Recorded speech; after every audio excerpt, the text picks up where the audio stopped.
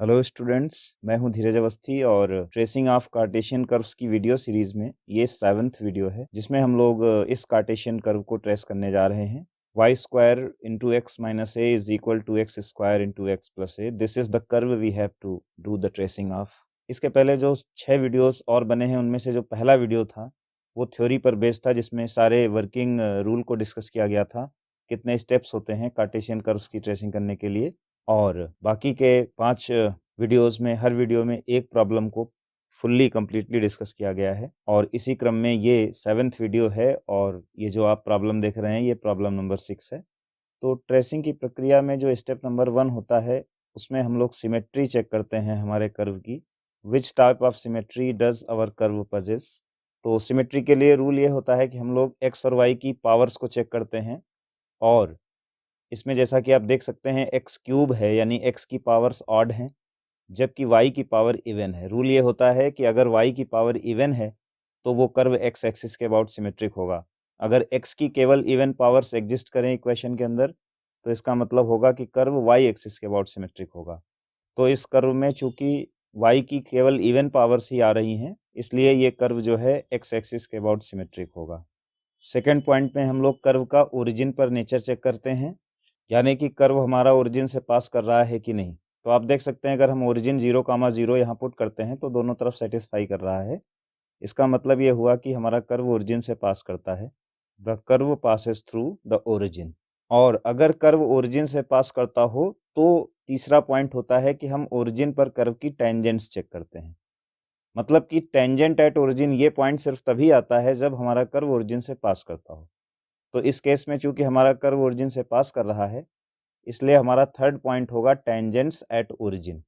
और tangents at origin का निकालने का नियम ये होता है, तरीका ये होता है कि हम अपने कर्व में जो लोएस्ट डिग्री टर्म्स होते हैं उनको 0 के इक्वल कर देते हैं। जैसे कि यहाँ पर आप फाइंड आउट करिए कि लोएस्ट डिग्री टर्म्स कौन से हैं। वाई स्क्वायर एक्स मल्टीप्लाई करने के बाद ये 3 डिग्री का टर्म बनेगा और ए वाई स्क्वायर इसमें 2 डिग्री होगी। यहाँ पर एक्स क्यूब में 3 डिग्री होगी और ए एक्स स्क्वायर इसमें 2 डिग्री होगी। तो 2 डिग्री के ये दो टर्म्स हैं, यही लोएस्ट डिग्री टर्म्स हैं। इनको एक तरफ ला के लिखेंगे तो ए कॉमन हो जाएगा और अंदर आ जाएगा x square plus y square is equal to 0। तो आप देख सकते हैं कि इसके हम रियल फैक्टर्स नहीं कर सकते। अगर हम इससे y को इन टर्म्स ऑफ x निकालेंगे तो वो माइनस एक्स स्क्वायर आ जाएगा। तो यहाँ से हमको कोई रियल टेंजेंट नहीं मिल रही है।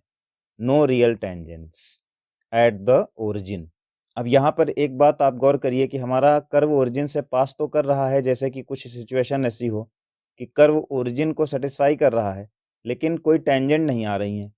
तो यहाँ पर ये जो ओरिजिन हो गया ये एक स्पेशल पॉइंट हो गया। और ऐसे केस में जबकि कर्व ये शो कर रहा है कि वो ओरिजिन से पास कर रहा है लेकिन कोई टेंजेंट्स एग्जिस्ट नहीं कर रही हैं, इमेजिनरी टेंजेंट्स आ रही हैं।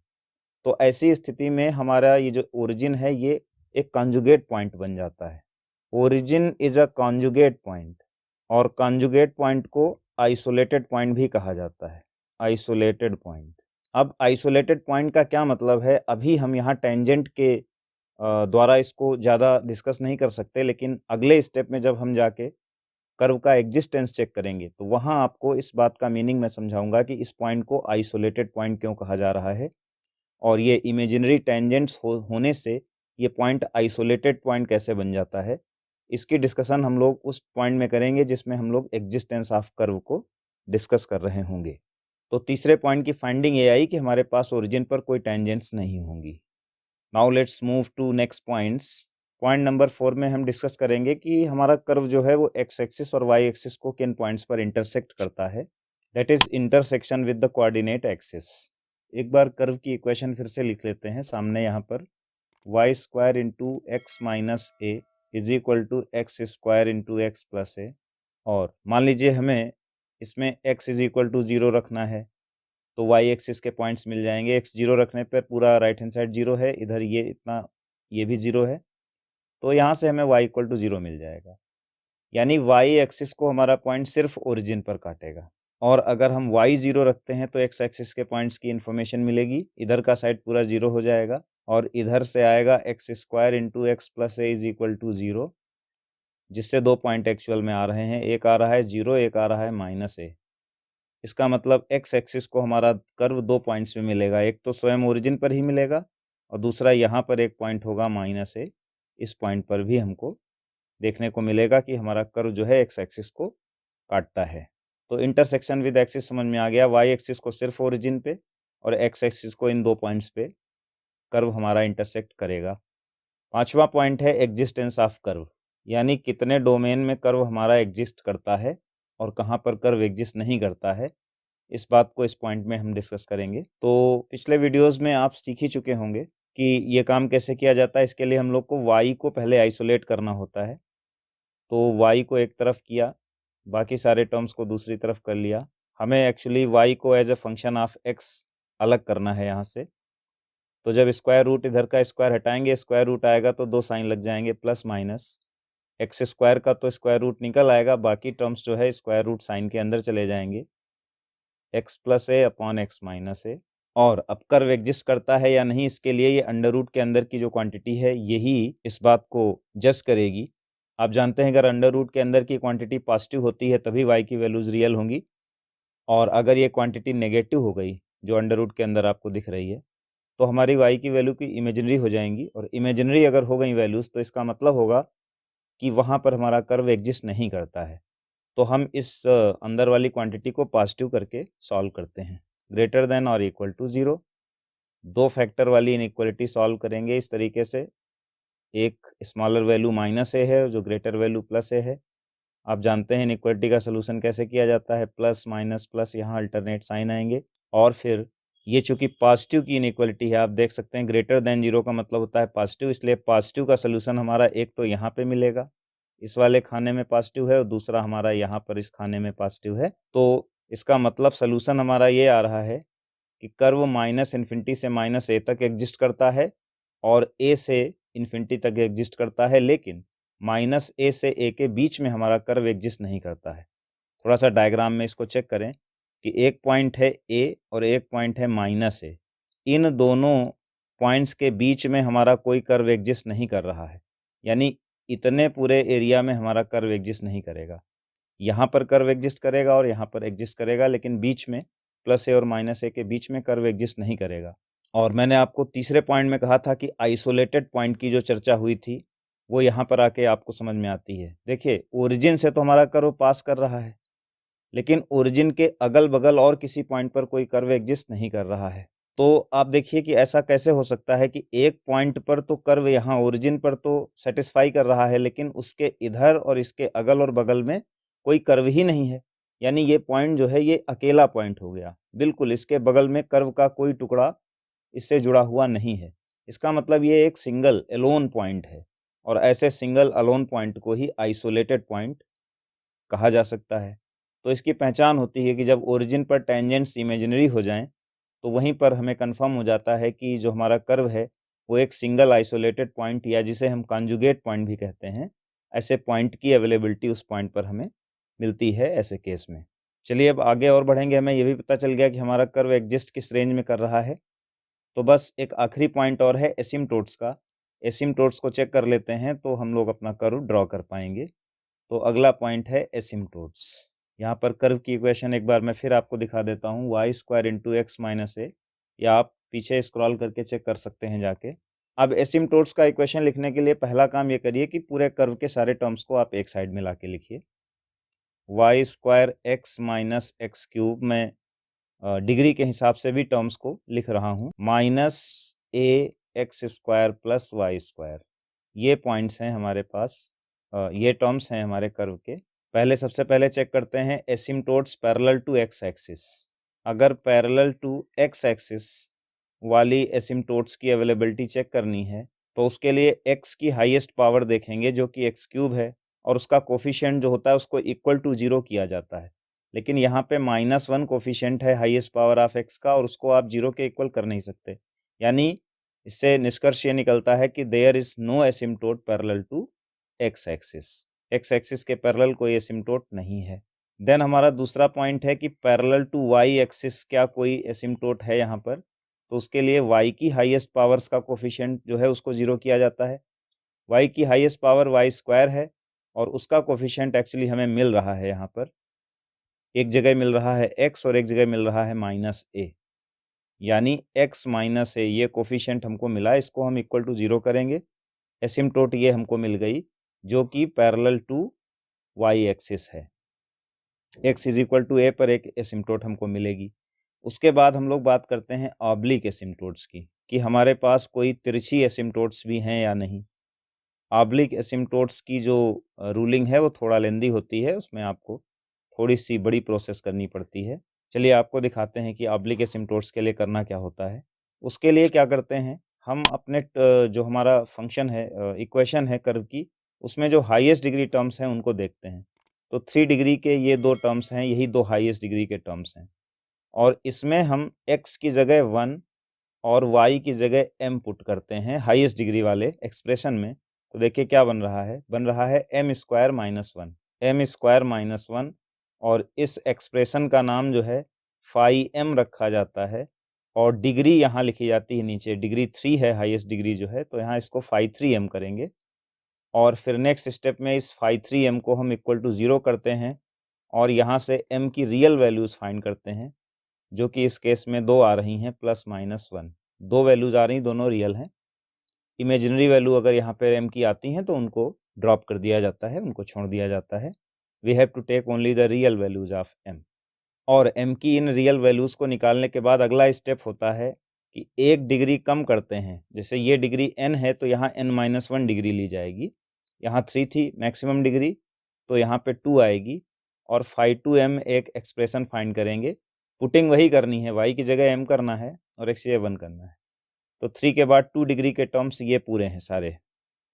इस पूरे एक्सप्रेशन में आपको -x की जगह 1 और y की जगह m रखना है। तो बन रहा है -a1 + m²। और इसके बाद ये चीज़ करने के बाद हम लोग c का एक फ़ॉर्मूला लगाते हैं। चूँकि हमारी एसिम्प्टोट की इक्वेशन हो जा रही है y = mx + c, मतलब ऑब्लिक एसिम्प्टोट जो है उसका इक्वेशन इस फॉर्म का होगा, y = mx + c। तो m यहाँ से निकालेंगे, और c निकालने के लिए फ़ॉर्मूला यूज़ होता है -φ2m divided by φ-3m, dash मतलब डेरिवेटिव, ठीक है ना? तो यहाँ से हम लोग वैल्यूज़ पुट अप करते हैं। देखिए φ2 की वैल्यू माइनस है, तो ये माइनस और फ़ॉर्मूले का माइनस प्लस बन जाएगा। a1 + m² डिवाइडेड बाई, इसका डेरिवेटिव करिए तो आएगा 2m। और अब एक-एक करके m की जो 2 वैल्यूज़ हैं इसमें पुट करेंगे। तो जब m +1 होगा तो c हमको मिलेगा, 1 के लिए चेक करिए क्या मिलेगा, ऊपर से 2a नीचे से 2, तो a मिलेगा। और जब m की वैल्यू -1 लेंगे हम, तो यहाँ से चेक करिए -1 लेने पर ऊपर से 2a आ रहा है, नीचे से -2 आ रहा है, यानी तब c की वैल्यू -a मिलेगी। यानी एक पेयर मिला हमको 1 और a का, दूसरा पेयर मिला -1 और -a का। तो इसके बाद चलिए ऑब्लिक एसिम्प्टोट्स की इक्वेशन को लिख लेते हैं। So oblique asymptotes have equation y = m, जब 1 रखेंगे तो x + a मिलेगा, और दूसरी वाली जो ऑब्लिक एसिम्प्टोट है वो आ जाएगी y = -x - a। इनको आप ऐसे भी लिख सकते हैं, x - y + a = 0 and x + y + a = 0। अब सारी चीज़ें, सारी इन्फॉर्मेशन हमको मिल चुकी हैं। अब सारी जानकारियों को कलेक्ट करके हमें केवल अपने डायग्राम को ड्रॉ करना है। देखिए ये हमारी x और y एक्सिस हो गई, और एक पॉइंट यहाँ पर A है, जिस पर हम लोगों को एक एसिम्प्टोट मिली थी जो y एक्सिस के पैरेलल थी, ये पॉइंट पर एसिम्प्टोट है। और एक ये पॉइंट है जिससे हमारा कर्व काटेगा, ये 2 पॉइंट प्लस है और माइनस है, इक्वल डिस्टेंस पर हैं। और उसके बाद तो यहाँ पर हम एसिम्प्टोट के तौर पर एक डैश डैश लाइन बना लेते हैं, डैश लाइन। यहाँ पर ये जो डैश लाइन हम बना रहे हैं ये हमारी एसिम्प्टोट बनेगी, जो कि y एक्सिस के पैरेलल एसिम्प्टोट है। उसके बाद 2 ऑब्लिक एसिम्प्टोट्स हमको मिली। सबसे पहले हम एसिम्प्टोट्स ही ड्रॉ कर लेंगे। तो ये जो है y = x + a, इसका स्लोप 45 डिग्री है, और प्लस a की ऊपर शिफ्टिंग कर देते हैं, तो ये यहाँ से गुजरेगी इसी वाले पॉइंट से, और 45 डिग्री पर ये रेखा बनेगी ऑब्लिक एसिम्प्टोट के तौर पर, ऐसे। थोड़ा-सा और इसको ऊपर एक्सटेंड कर लेते हैं, ऐसे, और इधर भी। फिर आती है दूसरी वाली एसिम्प्टोट, इसकी जो स्लोप है -1 है, यानी 135 डिग्री पर बनेगी, और -a यानी नीचे शिफ्टिंग होगी, तो इसी पॉइंट से निकलेगी और इस तरीके से जाएगी, 135 डिग्री के एंगल पर इसको क्रॉस करेगी। ये हमारी दूसरी एसिम्प्टोट हो गई। इनके इक्वेशंस हम बाद में लिख लेंगे। अब देखिए, अगर ये इन्फिनिटी पर ये भी एसिम्प्टोट है, ये वर्टिकल लाइन भी एसिम्प्टोट है और ये लाइन भी एसिम्प्टोट है, इसका मतलब इन दोनों को कर्व हमारा इन्फिनिटी पर जाके टच कर रहा है, तो यहाँ पर कर्व की सिचुएशन कुछ इस प्रकार की होगी, ऐसे। और इस तरफ भी इस लाइन को एक्सटेंड कर लीजिएगा, तो इन्फिनिटी पर टच करता है, यानी पैरेलल ले जाके बगल में ले जाके उसको छोड़ना होता है ऐसे। तो इन दो स्थितियों में हमारा कर्व इस तरीके का बनेगा, एक टुकड़ा इधर और एक टुकड़ा इधर। वैसे भी आपको पता है कि कर्व हमारा एक्स एक्सिस के अबाउट सिमेट्रिक है, तो जैसा ऊपर बनेगा उसका बिल्कुल मिरर रिफ्लेक्शन नीचे बनेगा। फिर आते हैं इधर की, तो बात हो गई।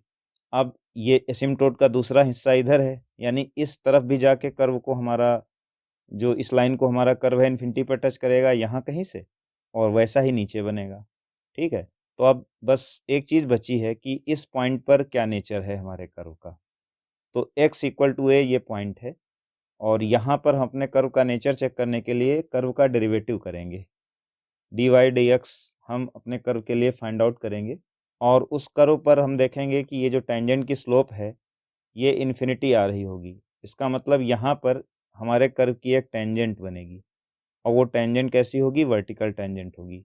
तो जब टेंजेंट वर्टिकल होती है तो कर्व उसको इस तरीके से टच करता है। अगर कोई कस्प लाइक सिचुएशन बनती है तो कर्व ऐसे भी टच कर सकता है। लेकिन ऐसी वाली स्थिति में स्लोप हॉरिजॉन्टल टेंजेंट हॉरिजॉन्टल होगी, और हमको टेंजेंट यहाँ कैसी मिल रही है? वर्टिकल मिल रही है।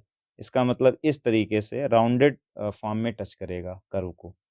तो देखिए, यहाँ राउंडेड फॉर्म में हमारा कर्व एक्सिस को, इस लाइन को टच करेगा, और राउंडेड फॉर्म में टच करने के बाद वो आके यहाँ इन्फिनिटी पे इसको, इस लाइन को भी टच करना है क्योंकि ये एसिम्प्टोट है।